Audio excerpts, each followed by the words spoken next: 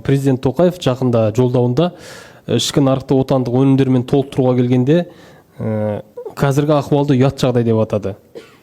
Енді осы мәселеге ең алдымен осы екі министр жауаптысыздар ғой. Жалпы сынды сіздер қалай қабылдадыңыздар, ұялдыңыздар ма жалпы?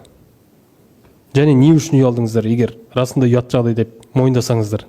Президенті айтқаны бізге айтылды, істел орындалды деген сөз. Біз мына тапсырманы орындау үшін өзіміздің бар күш-жігерімізді саламыз.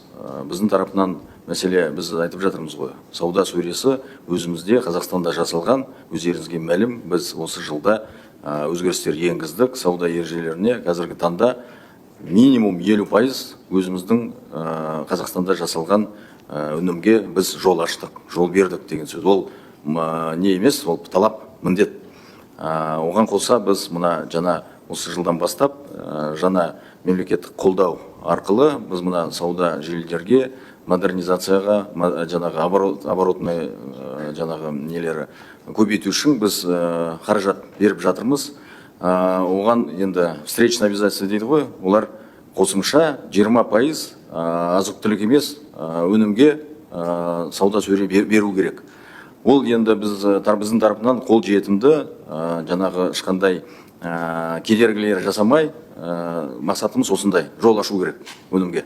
Рахмет. Президент біздің кемшілігімізді айтса, біз оны әрине мойындаймыз, орындаймыз, жоспарымыз бар қалай орындайтын. Мен жаңа ғана айттым, былтырғы жылы өсімдік шаруашылығы үлкен көңіл бөліп, соның арқасында біраз мәселелер шешіліп, 2 жылда рекордтық урожай алып жатырмыз. Оны шаруашылықтар айтады.